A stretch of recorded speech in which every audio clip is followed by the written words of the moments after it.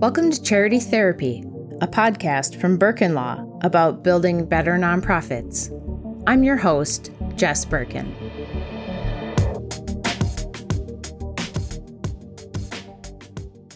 Hi, Megan. Hey, Jess. Hi, Jim. Hello, Jess. Thanks for being our special guest today. You bet. It's going to be great. To have you. For those who don't know, Dr. Horsepower is in the studio. My guy, Jim Hall, is a performance engine consultant and race car advisor, and knows basically not too much about nonprofits, but he has a lot of common sense. Sure. So since he was visiting us at the office today, we thought we would do a little nonprofit Q&A. And I believe where did you get these questions? The internet. Yeah, I did some internet looking, and turns out there's lots of questions about nonprofits. Go figure. All right. Jim, you want to be our question presenter? Do. Okay. You didn't even have to ask, just point. Okay. Well, why don't you get us started, and we'll see what sort of insanity we've got today. Some of these are pretty colorful, so be ready. First one, can mom use funds from dad's church to pay personal bills? Unfortunately, somebody actually asked this question. All right, lay it on me. My father passed away 6 years ago, and the church he ran went dormant. My sister has recently convinced my mother to take the money that's still sitting in the church's checking account to pay off personal bills.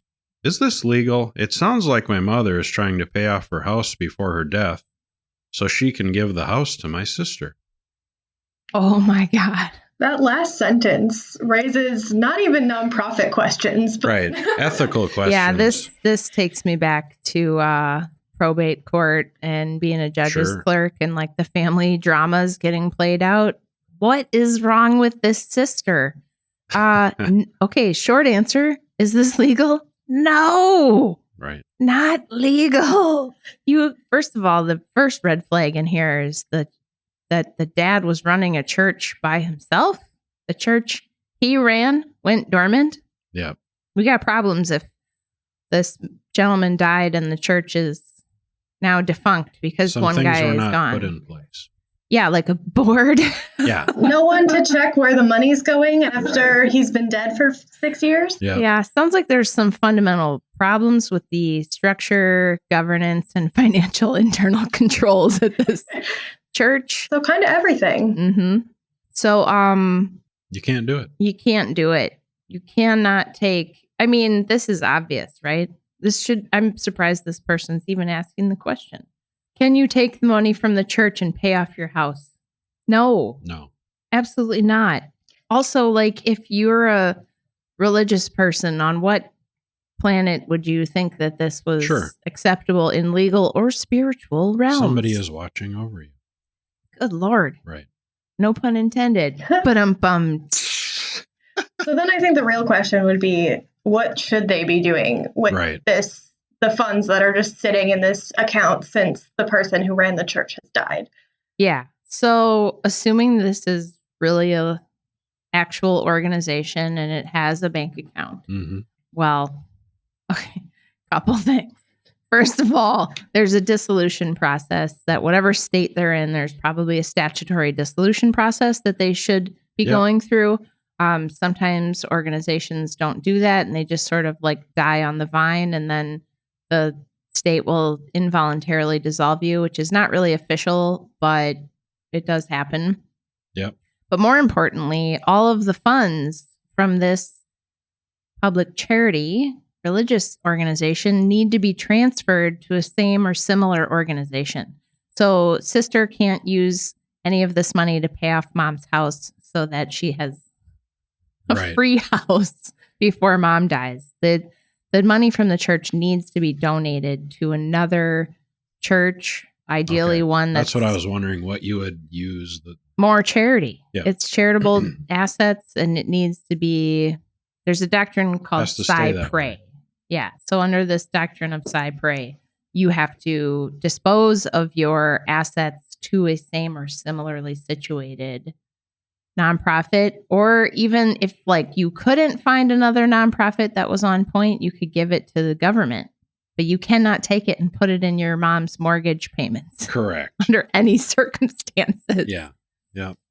All right. So that's a good one. That was easy. Okay. The second question, which I think is a good question. What do we do when a donor says it will, but doesn't specify use of funds? Say more.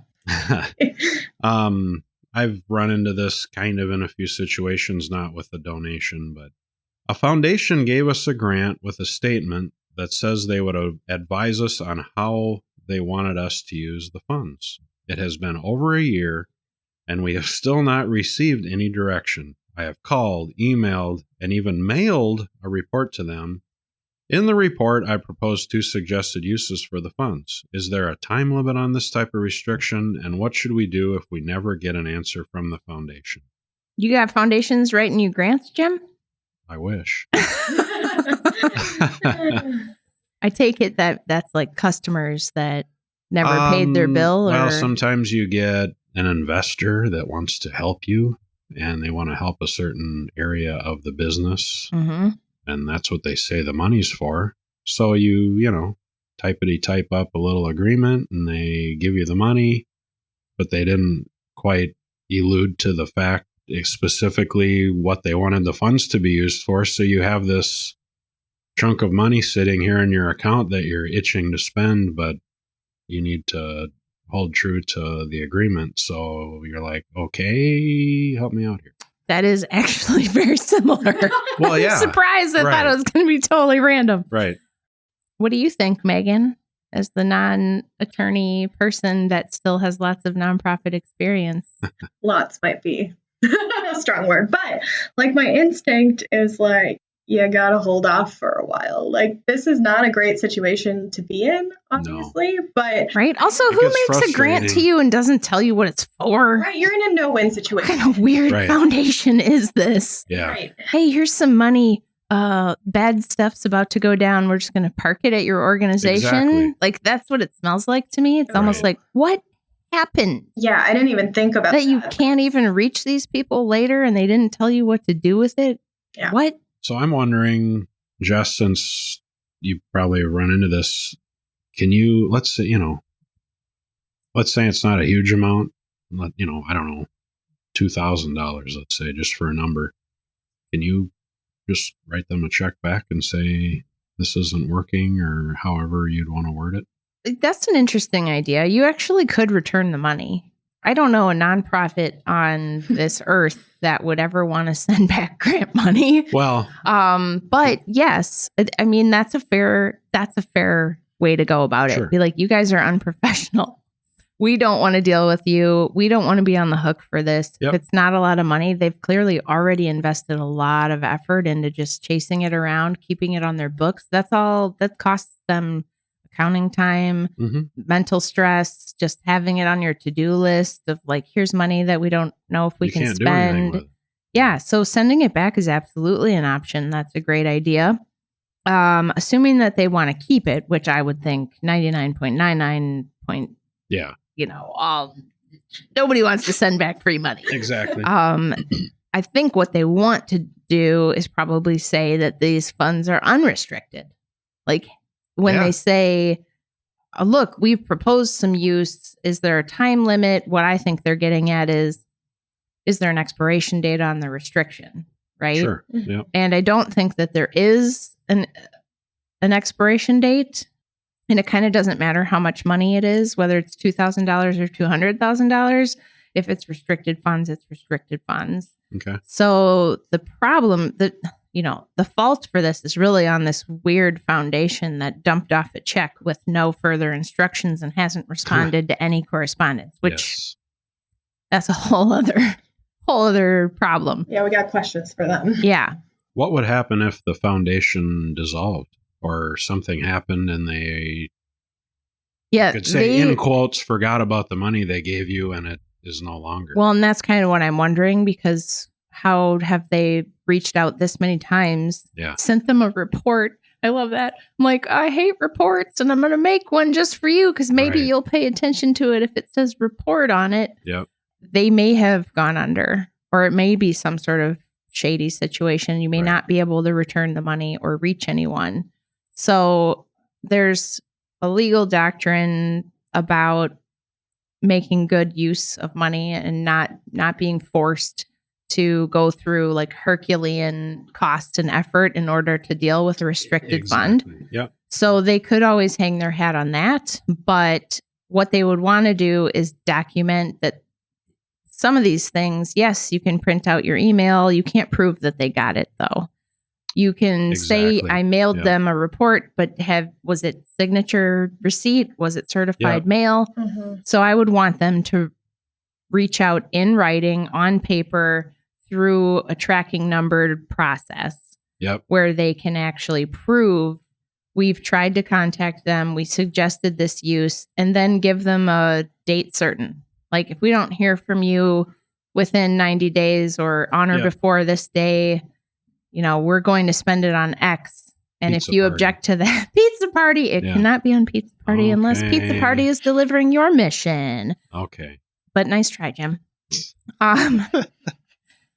And then they have some wiggle room there because the law says you can't just hold me hostage forever and make me, because they could take them to court. Yeah. And depending on how much money it is, it's probably not worth doing that. Correct. So documenting it in a letter with a deadline at least gives them the cover to say, and if we know what this foundation was interested in, we should have some idea of what their focus areas were. Used. Yeah. Yep. So we can make a reasonable case that we should be, allowed to do what we want to do with it now. But yeah, that's a tough one because there's really not a minimum threshold. It's not like, well, all amounts under $5,000 if it's, been 1 year or whatever. 1 year, no notice. There's no easy out. So to take the correspondence one step further, I actually, I tried the certified mail. I tried. Oh yeah, you're a mystery investor. Well, right? I tried email. Email. It's just the way we do stuff these days. But you still have no certainty that you're gonna deliver the message. So I actually went to them. I drove to their location, to their office, and I was able to talk to them, and they're like, "Oh wow, okay, yeah, I had no idea, whatever." They're like, "Crazy Larry invested? Oh my god!" So I went in and, "Oh, Jim, what are you doing here? You in the neighborhood?" And I'm like, "No, not well, I am, but not just in the neighborhood. I came here to talk to you." Anyways, we got it all sorted out, but I explained to him how frustrated I was that I can't use this money you gave me, and I would love to, and we got it all worked out. Well, hopefully this nonprofit got it all worked out too, because that's a bummer of a situation. Right. I was surprised to find this situation because I feel like you hear nonprofits being like, "Oh, we promised to use it in this way, and now I don't want to, or it's not going to work, or we messed it up and spent it elsewhere." And it's more about the burden of having to do it, let alone like not even knowing what. Right.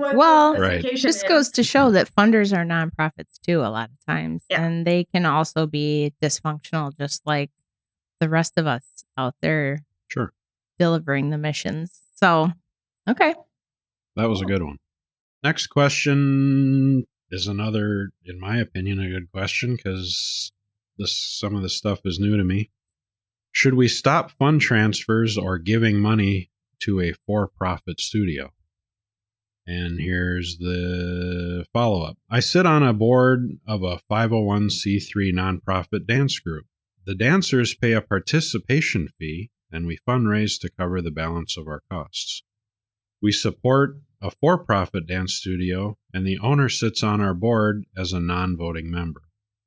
We pay some of her... Red alert. Keep going. Exactly. Keep going. I was going to say that, but... Yeah. Yeah. We pay some of her faculty, rent, and other additional fees for her services. She wants us to supplement her expenses even more and has recently transferred money directly from our organization's account to her studio account. Our treasurer is convinced that this is embezzling and is ready to revoke access to our accounts. Is she right? I'm just like, why are you typing this up on the internet? Your accounts should be frozen. Yeah. Everything is wrong It's with just, this. Red alert. Yeah, this is like, wow. Okay. So there's a whole bunch of problems here, not the least of which is the nonprofit is supporting a for-profit and paying for expenses of the for-profit dance studio. That's a huge problem number one. Huge problem number two is that the owner is sitting on the board, and it doesn't really matter if they're a non-voting member or not, because obviously that's an important person who holds a lot of sway at the organization. And this whole like, but I don't have a vote is probably just a scam to try. Well, it's just trying to say like, oh, well, it's not me that's deciding. I don't have a conflict because I don't have a vote on anything. No, you've just set up this whole nonprofit to fund your for-profit dance business. Is it?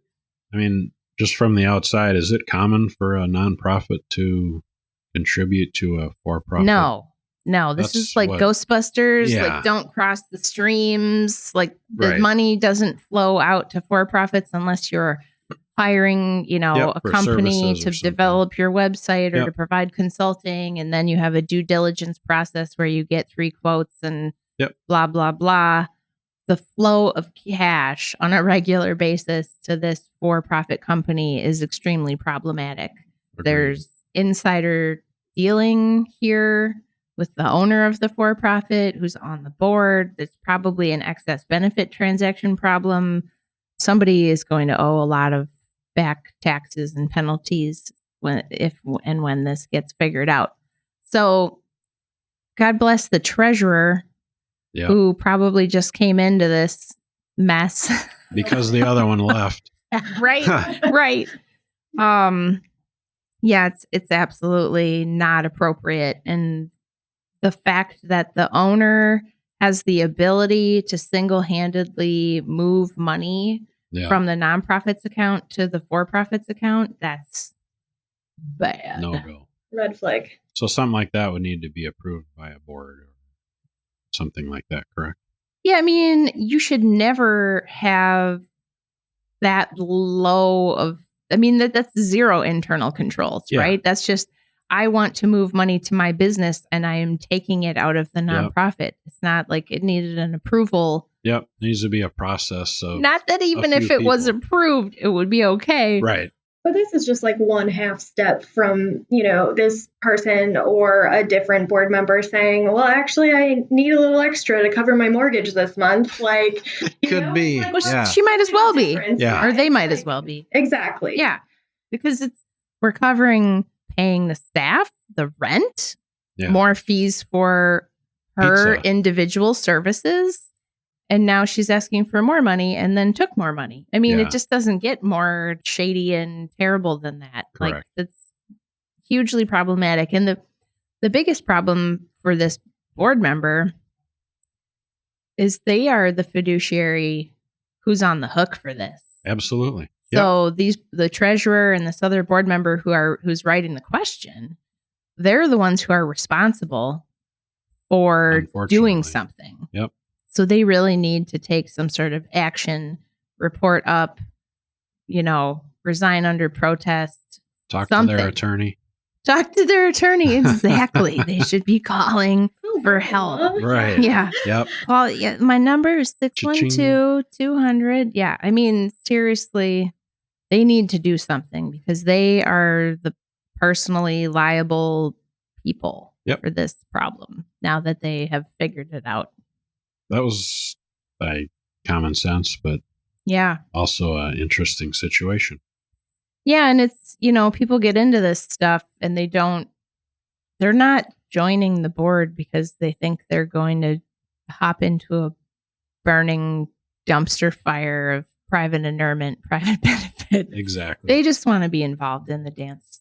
Yep, they want to help. Well, and 9 times out of 10, they're not joining the board because they're an expert on anything nonprofit either. So it's like, even though it feels like common sense, if it's been that way for how long, it's really easy for people to be like, well, that must be fine. The other board members are fine. So it's like, even from the outside, as we are like, this is ridiculous. How did it get this far? It's great that this board member is actually like seeking information about this and not just letting things go by.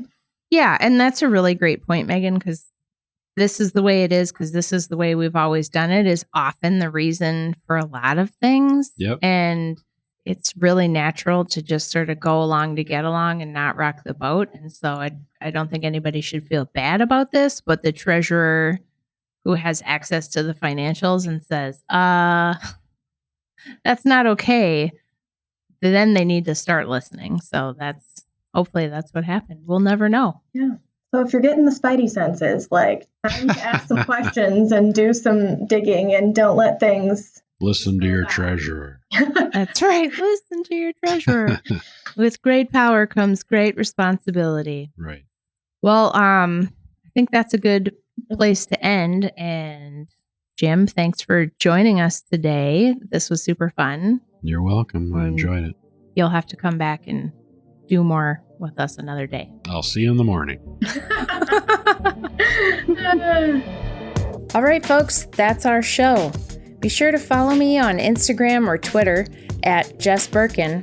We want to hear from you. Send us a message at our website, charitytherapy.show.